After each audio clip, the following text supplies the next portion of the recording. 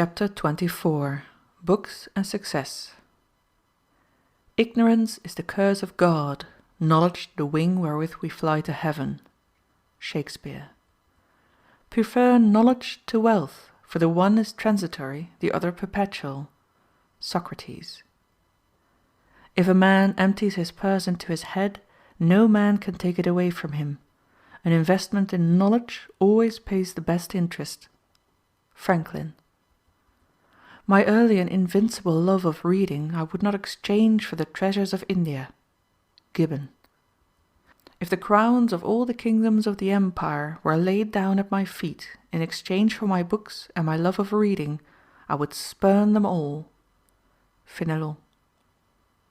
Who of us can tell what he had been had Cadmus never taught the art that fixes into form the thought, had Plato never spoken from his cell, or his high harp blind Homer never strung? Bulwer. When friends grow cold, and the converse of intimates languishes into vapid civility and commonplace, these only continue the unaltered countenance of happier days, and cheer us with that true friendship which never deceived hope, nor deserted sorrow. Washington Irving. Do you want to know, asks Robert Collier, how I managed to talk to you in this simple Saxon? I read Bunyan, Crusoe, and Goldsmith when I was a boy, morning, noon, and night. All the rest was task work. These were my delight, with the stories in the Bible, and with Shakespeare, when at last the mighty master came within our doors. The rest were as senna to me. These were like a well of pure water, and this is the first step I seem to have taken of my own free will toward the pulpit. I took to these as I took to milk, and, without the least idea of what I was doing, got the taste for simple words into the very fibre of my nature. There was day school for me until I was 8 years old, and then I had to turn in and work 13 hours a day. From the days when we used to spell out Crusoe and old Bunyan, there had grown up in me a devouring hunger to read books. It made small matter what they were, so they were books. Half a volume of an old encyclopedia came along, the first I'd ever seen. How many times I went through that I cannot even guess. I remember that I read some old reports of the Missionary Society with the greatest delight. There were chapters in them about China and Labrador. Yet I think it is in reading as it is in eating. When the first hunger is over, you begin to be a little critical, and will by no means take to garbage if you are of a wholesome nature. And I remember this because it touches this beautiful valley of the Hudson. I could not go home for the Christmas of 1839, and was feeling very sad about it all, for I was only a boy, and sitting by the fire, an old farmer came in and said, "I noticed thou's fond of reading, so I brought thee summat to read." It was Irving's sketch-book. I had never heard of the work. I went at it, and was as them that dream. No such delight had touched me since the old days of Crusoe. I saw the Hudson and the Catskills, took poor Rip at once into my heart, as everybody has, pitied Ichabod while I laughed at him, thought the old Dutch feast a most admirable thing, and long before I was through, all regret at my lost Christmas had gone down with the wind, and I had found out there are books and books. That vast hunger to read never left me.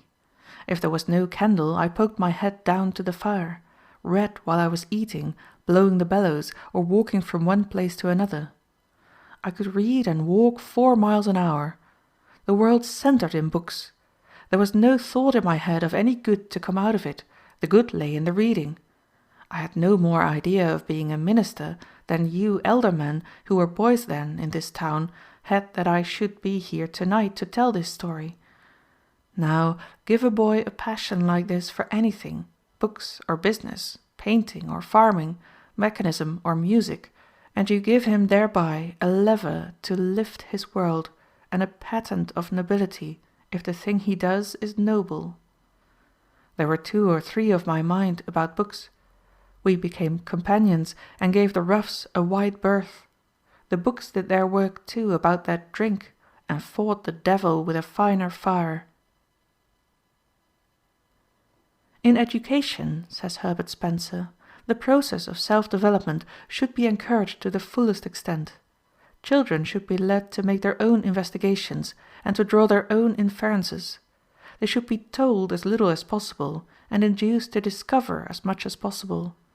Humanity has progressed solely by self-instruction, and that to achieve the best results each mind must progress somewhat after the same fashion is continually proved by the marked success of self-made men. "My books," said Thomas Hood, "kept me from the ring, the dog-pit, the tavern, and the saloon. The associate of Pope and Addison, the mind accustomed to the noble though silent discourse of Shakespeare and Milton, will hardly seek or put up with low or evil company or slaves." "When I get a little money," said Erasmus, "I buy books, and if any is left, I buy food and clothes."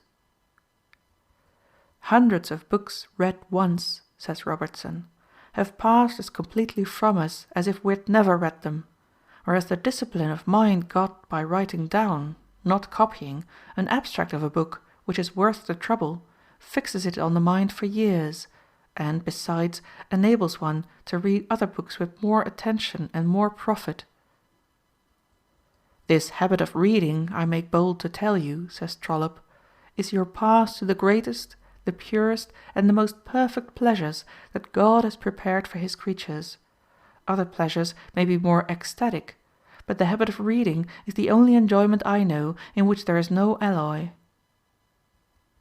The Bible was begun in the desert in Arabia ages before Homer sang and flourished in Asia Minor. Millions of books have since gone into oblivion. Empires have risen and fallen. Revolutions have swept over and changed the earth. It has always been subject to criticism and obloquy. Mighty men have sought its overthrow. Works of Greek poets who catered to men's depraved tastes have, in spite of everything, perished. The Bible is a book of religion, and can be tried by no other standard. "Read Plutarch," said Emerson, "and the world is a proud place, peopled with men of positive quality, with heroes and demigods standing around us who will not let us sleep." "There is no business, no avocation whatever," says Wittenbach, "which will not permit a man who has an inclination to give a little time every day to the studies of his youth." "All the sport in the park," said Lady Jane Grey, "is but a shadow of that pleasure I find in Plato." "In the lap of eternity," said Heinsius, "among so many divine souls, I take my seat with so lofty a spirit and such sweet content, that I pity all the great ones and rich men that have not this happiness." "Death itself divides not the wise," says Bulwer. "Thou meetest Plato when thine eyes moisten over the Phaedo. May Homer live with all men forever." "When a man reads," says President Porter, "he should put himself into the most intimate intercourse with his author, so that all his energies of apprehension, judgment, and feeling may be occupied with and aroused by what his author furnishes, whatever it may be. If repetition or review will aid him in this, as it often will, let him not disdain or neglect frequent reviews. If the use of the pen, in brief or full notes, in catchwords or other symbols, will aid him, let him not shrink from the drudgery of the pen and the commonplace book." "Reading is to the mind," says Addison, "what exercise is to the body. As by the one health is preserved, strengthened, and invigorated, by the other virtue, which is the health of the mind, is kept alive, cherished, and confirmed." "There is a world of science necessary in choosing books," said Bulwer. "I have known some people in great sorrow fly to a novel, or the last light book in fashion. One might as well take a rose draught for the plague. Light reading does not do when the heart is really heavy. I am told that Goethe, when he lost his son, took to study a science that was new to him. Ah, Goethe was a physician who knew what he was about. "When I served, when a young man, in India," said a distinguished English soldier and diplomatist, "when it was the turning point in my life, when it was a mere chance whether I should become a mere card-playing, hookah-smoking lounger, I was fortunately quartered for 2 years in the neighborhood of an excellent library, which was made accessible to me. Books, says E.P. Whipple, are lighthouses erected in the great sea of time. As a rule, said Benjamin Disraeli, the most successful man in life is the man who has the best information.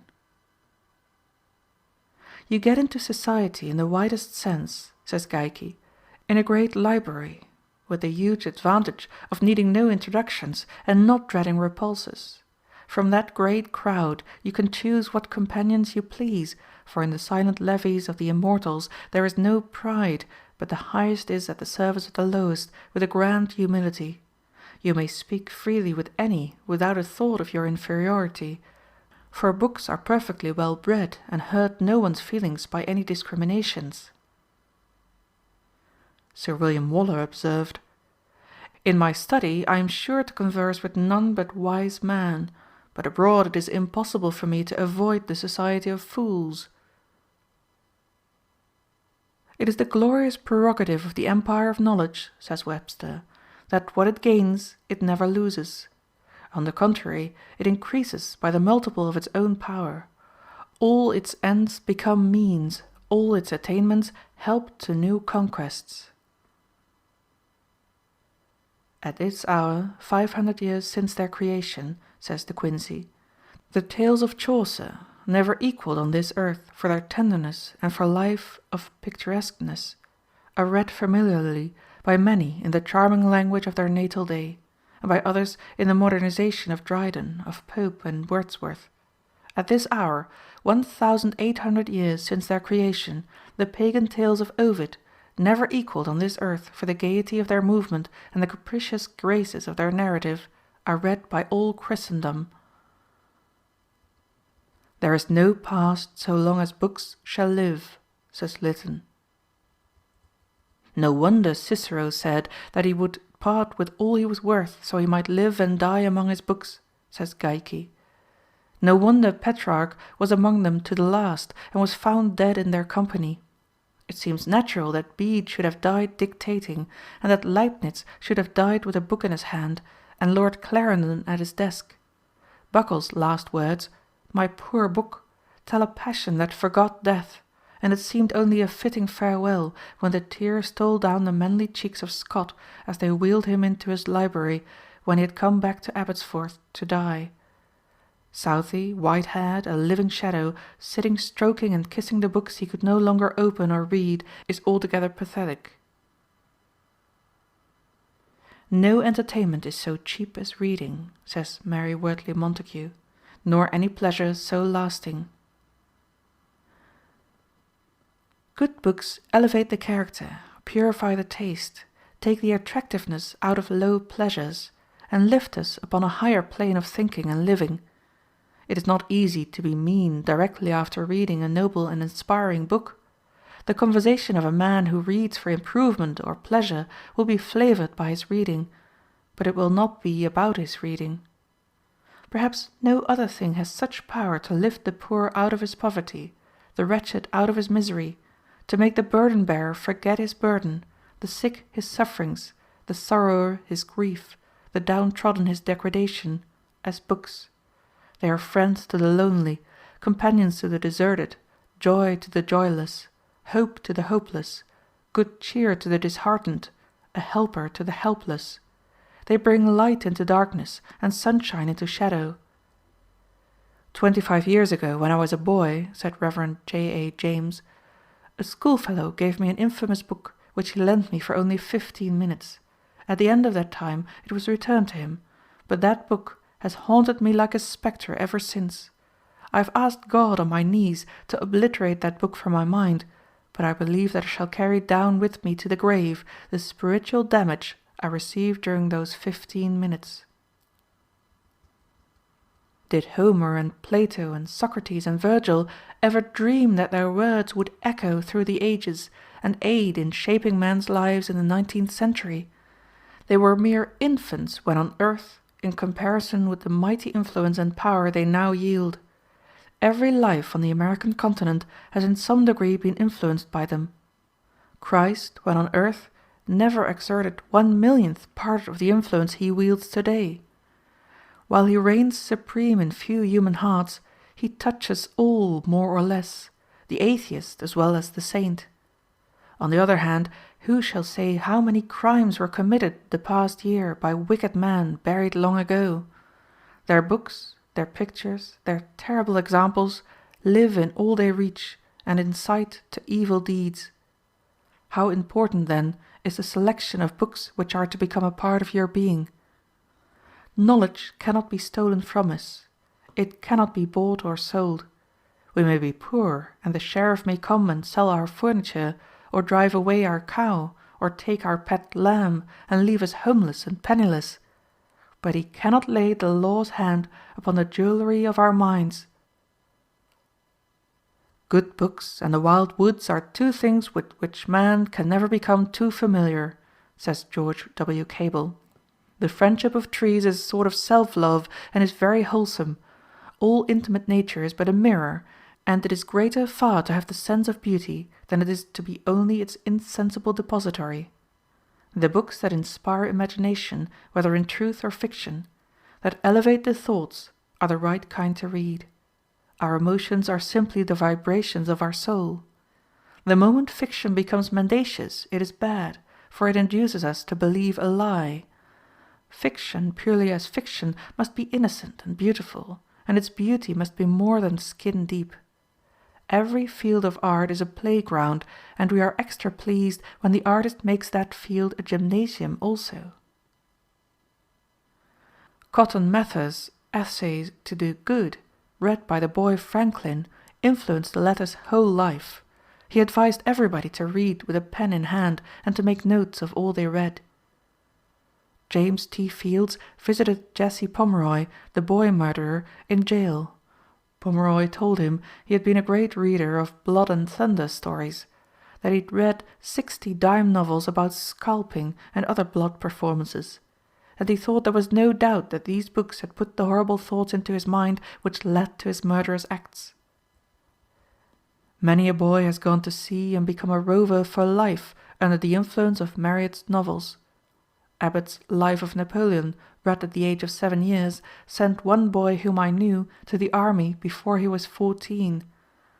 Many a man has committed crime from the leavening, multiplying influence of a bad book read when a boy.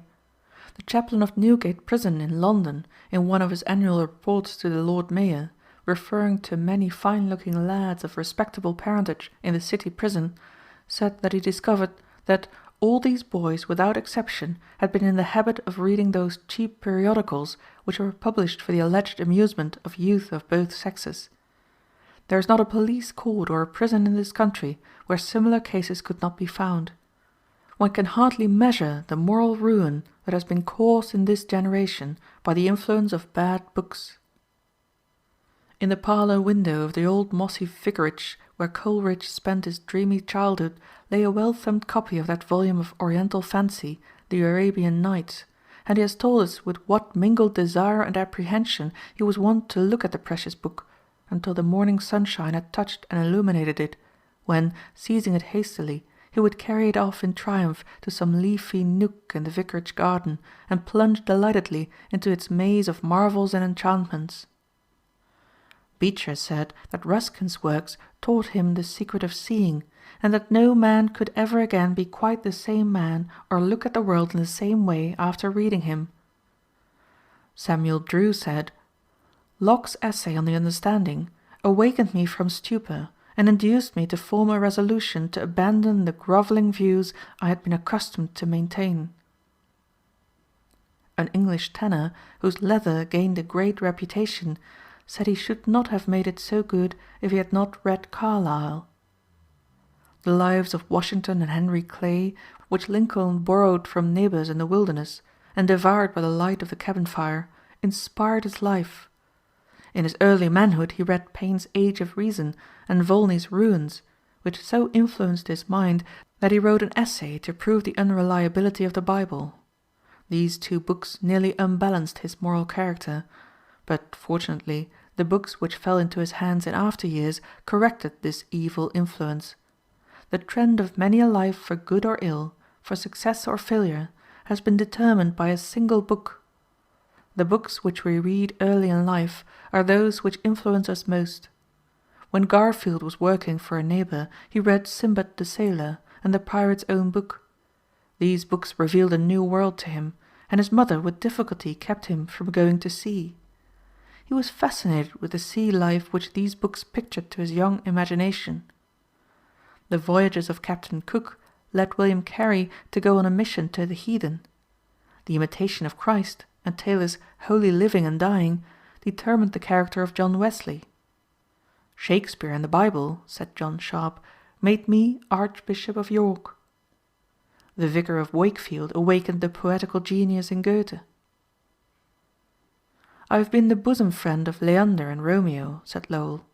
I seem to go behind Shakespeare and to get my intelligence at first hand. Sometimes in my sorrow a line from Spenser steals in upon my memory as if by some vitality and external volition of its own, like a blast from the distant trump of a knight pricking toward the court of Faery, and I am straightway lifted out of that sadness and shadow into the sunshine of a previous and long-agone experience.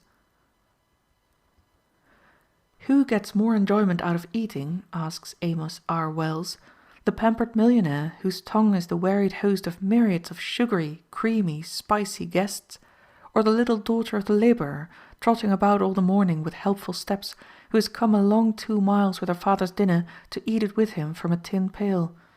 And who gets the more pleasure out of reading, the satiated fiction glutton, her brain crammed with disordered fragments of countless scenes of adventure, love and tragedy, impatient of the same old situations, the familiar characters, the stale plots? She, or the girl who is fired with a love for history, say, who wants to know all about the grand old, queer old Socrates, and then about his friends, and then about the times in which he lived, and then about the way in which they all lived, then about the Socratic legacy to the ages? Why will that girl ever be done with the feast? Can you not see, looking down on her joy with a blessing, the very lord of the banquet, who has ordered all history and ordained that the truth he fashions shall be stranger always than the fiction man contrives? Take the word of a man who has made full trial of both. Solid reading is as much more interesting and attractive than frivolous reading, as solid living is more recreative than frivolous living. I solemnly declare, said Sydney Smith, that but for the love of knowledge I should consider the life of the meanest hedger and ditcher as preferable to that of the greatest and richest man in existence, for the fire of our minds is like the fires which the Persians burn in the mountains. It flames night and day, and is immortal, and not to be quenched. Upon something it must act and feed, upon the pure spirit of knowledge, or upon the foul dregs of polluting passions. Therefore, when I say in conducting your understanding, love knowledge with a great love, with a vehement love, with a love coeval with life, what do I say but love innocence, love virtue, love purity of conduct, love that which, if you are rich and great, will vindicate the blind fortune which has made you so, and make men call it justice. Love that which, if you are poor, will render your poverty respectable, and make the proudest feel it unjust to laugh at the meanness of your fortunes. Love that which will comfort you, adorn you, and never quit you, which will open to you the kingdom of thought, and all the boundless regions of conception, as an asylum against the cruelty, the injustice, and the pain that may be your lot in the world. That which will make your motives habitually great and honorable, and light up in an instant 1,000 noble disdains at the very thought of meanness and of fraud. Do I feel like hearing an eloquent sermon? Spurgeon and Beecher, Whitefield, Hall, Collier, Phillips Brooks, Canon Farrer, Dr. Parker, Talmage are all standing on my bookcase, waiting to give me their greatest efforts at a moment's notice. Do I feel indisposed and need a little recreation? This afternoon I will take a trip across the Atlantic, flying against the wind and over breakers without fear of seasickness on the ocean greyhounds. I will inspect the world-renowned Liverpool docks, take a run up to Hawarden, Call on Mr. Gladstone. Fly over to London and take a run through the British Museum and see the wonderful collection from all nations. Go through the National Art Gallery, through the Houses of Parliament, visit Windsor Castle and Buckingham Palace, call upon Queen Victoria, the Prince of Wales. Take a run through the Lake region and call upon the great writers, visit Oxford and Cambridge, cross the English Channel, stop at Rouen, where Joan of Arc was burned to death by the English. Take a flying trip to Paris, visit the tomb of Napoleon, the Louvre Gallery. Take a peep at one of the greatest pieces of sculpture in existence, the Venus de Milo, which a rich and ignorant person offered to buy if they would give him a fresh one. Take a glance at some of the greatest paintings in existence along the miles of galleries. Take a peep into the Grand Opera House, the grandest in the world, to make room for which 427 buildings were demolished. Promenade through the Champs-Élysées, pass under the triumphal arch of Napoleon, take a run out to Versailles and inspect the famous palace of Louis XIV, upon which he spent perhaps $100 million. Do I desire to hear eloquent speeches? Through my books I can enter the Parliament and listen to the thrilling oratory of Disraeli, of Gladstone, of Bright, of O'Connor. They will admit me to the floor of the Senate, where I can hear the matchless oratory of a Webster, of a Clay, of a Calhoun, of a Sumner, of Everett, of Wilson. They will pass me into the Roman Forum, where I can hear Cicero, or the rostrums of Greece, where I may listen spellbound to the magic oratory of a Demosthenes.